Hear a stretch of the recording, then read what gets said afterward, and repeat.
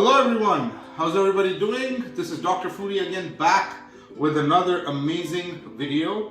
So recently people have been asking me why I don't do too many vegetarian dishes, and that got me thinking. Coming from India, mixed vegetables are made in the form of a curry, and every region has a beautiful story to tell. So borrowing elements from a lot of places, this is my version of the vegetarian side of chicken tikka masala. It's a rich tomato-based gravy, and it's absolutely mouth-watering because my twist is adding a smoky flavor to the vegetable. This dish has two main parts: making the masala and then cooking the vegetables and the sauce together. So let me introduce you to the stars of the show, which are the vegetables, obviously.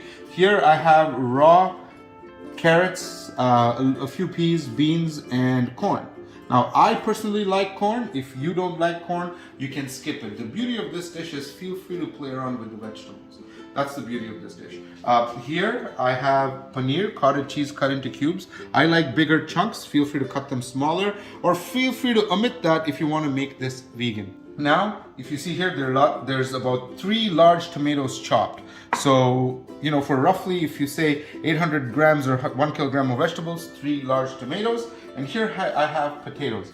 Now these potatoes, the secret to good vegetables and cooking them properly is cutting them as evenly as possible. If not, one will cook and the other won't, and it kind of messes up the cooking time. You might be wondering why these are soaked in water. The reason is very simple.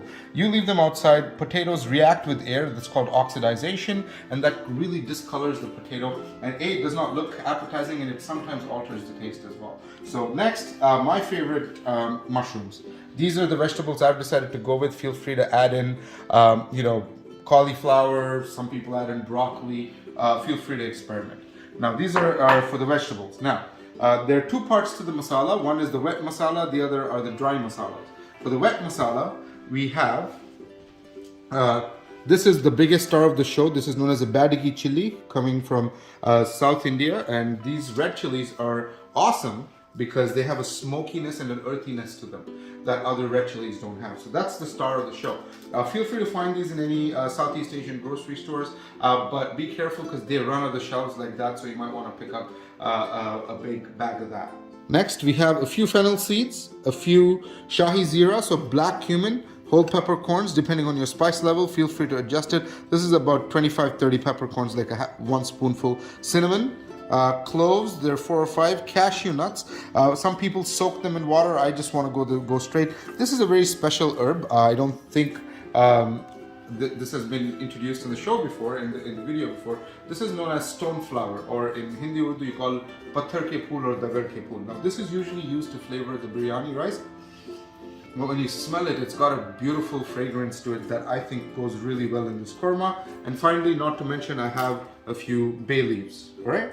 Now here, butter, not too much, about 40 grams. Usually this calls for a lot of butter, but I try to be a little careful. 1 cup, so 250 grams or 300 grams of fried onion. Some people chop the onion raw and then fry it. I prefer to add fried onions. Again, it gives a sweetness and it's awesome, but be careful with the proportions because too many fried onions make your dish sweet. So be mindful of that. Next, ginger garlic paste, 1.5 large teaspoons, and this is salt to taste as per your taste. And here we have the dry masalas. This will go in last. This is kasuri methi. Some people call it kasturi methi.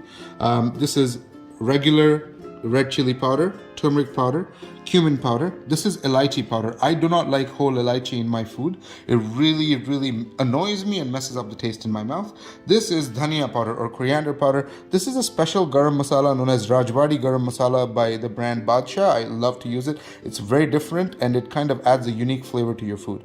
This is Kashmiri red chili, different from that. This is for a smokiness and a touch of heat, but not too much. And finally, this is my homemade garam masala and a few cumin seeds here and 1 pinch of chaat masala for sourness. This is chaat masala. People add in lemon, but I kind of like to add that.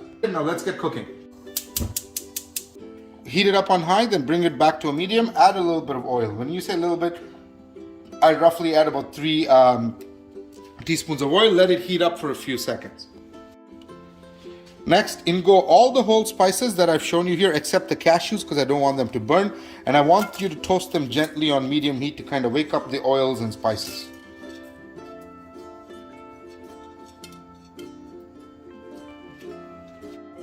All right, lastly, this is some yogurt that I've gently whisked, slightly sour but not too sour. Now, people often wonder, okay, should I add yogurt if I add tomatoes? There's no harmful. So now that the oil's bubbling away and simmering away and the spices are gently waking up and they're slightly toasting, be careful not to burn them. Here's a trick: if you think they're starting to burn, just add some water. Just sprinkle some water. That immediately slows down the cooking time, or a couple of ice cubes, because when you burn, what happens is the oils and the spices get burnt and they add a bitterness to your dish that cannot be taken away later. There are very few remedies for that. I realize I do want a little bit of kick to it, so I added an extra chili. So there were two, now there's another third one.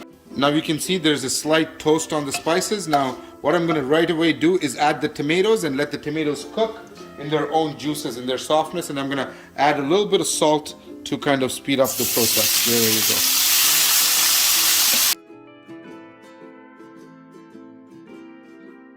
To soften the tomatoes, I am now going to add a little bit of water. To this, I'm now going to add the cashews and let them boil with the entire spice mix. As you've seen, the tomatoes have softened up, skin is starting to separate. It's cooked a little bit. We now leave it on the side to cool. After which this is going to be blended into a smooth, fine paste. In the meanwhile, let's start our prep with the vegetables. So now, heat up a kadai. While it's heating up, then add a little oil. About 4 or 5 spoons. Now some people love to have their paneer straight. I like to fry it golden a bit on both sides. I'm going to do that step first. I take the paneer cubes and add them here. And just gently fry them and then turn them around once and then you're done. Some people soak them in salt water, hot water, it's up to you. I just like it straight like that, so that it doesn't disintegrate into the curry. So as you can see, the paneer cubes are toasty and golden.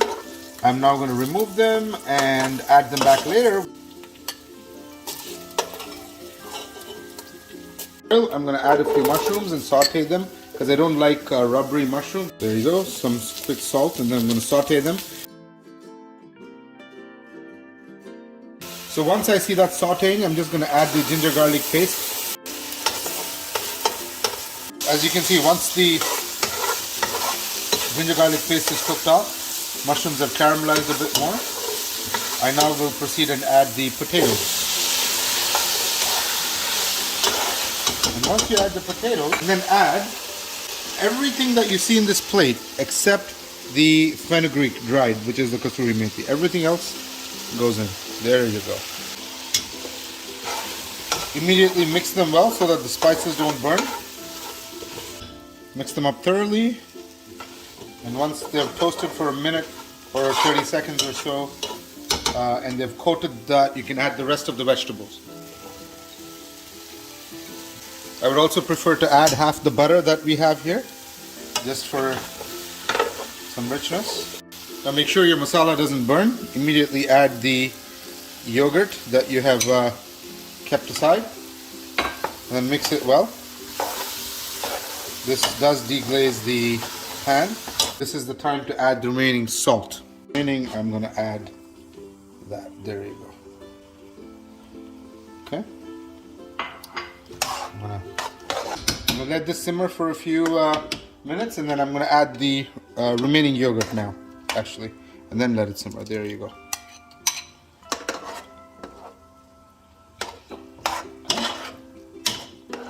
And once the yogurt's incorporated, making sure that it doesn't split. Okay.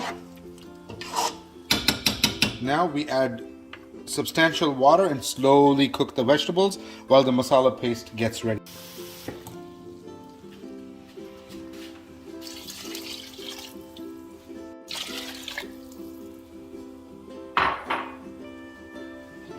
So add the water, bring the whole thing to a boil, and once it comes to a boil, you're going to simmer it for about 20 minutes until the vegetables are fork tender and cooked.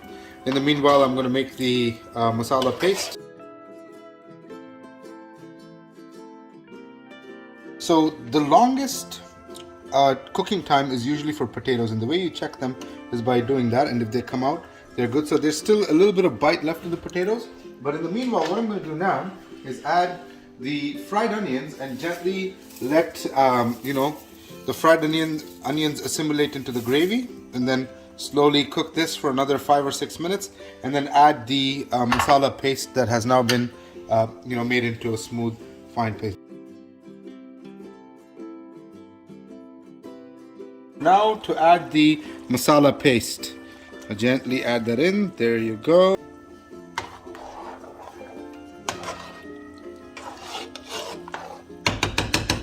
So what I'm going to do at this stage is two things. Add a little bit of the kasuri methi that we have here. Gently crush it in here like that. It's kind of dry, so get all of that out.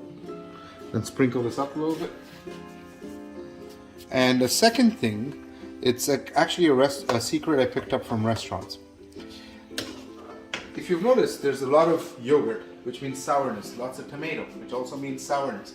To balance the sour, people always have to add a little bit of sweetness. Like even in chocolate, the secret ingredient is a small pinch of salt. So for that, I'm going to give you my restaurant hack. You can check any gourmet butter chicken or any gravy recipe on YouTube. The hack is one tiny little spoon of tomato ketchup. So now you add that in. People also add a pinch of sugar, a little bit of honey. I prefer tomato ketchup. It just elevates your dish to the next level. Now that you've known the secret, feel free to use a similar formula with butter chicken and many other things. But now for this, now I'm going to let everything come together for another 10 minutes.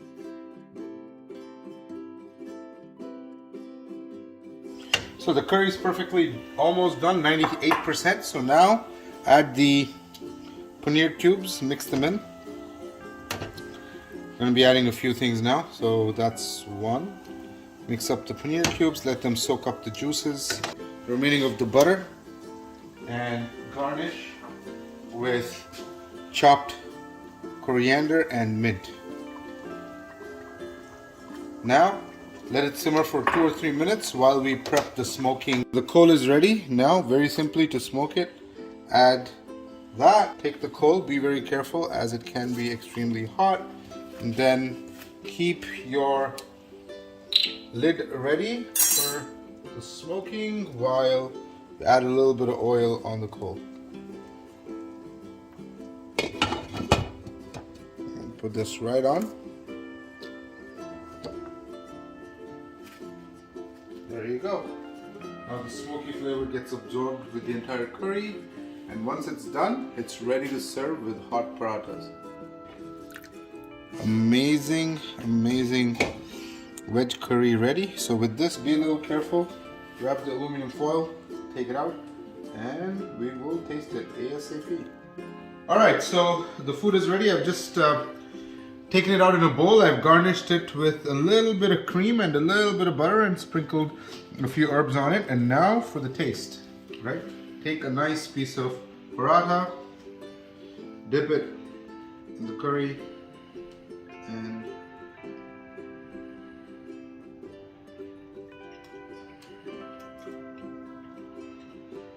amazing. Right, folks? Here's to a lot more recipes to come. Do try this out. Let me know in the comment section how you liked it. Do like, share, and subscribe.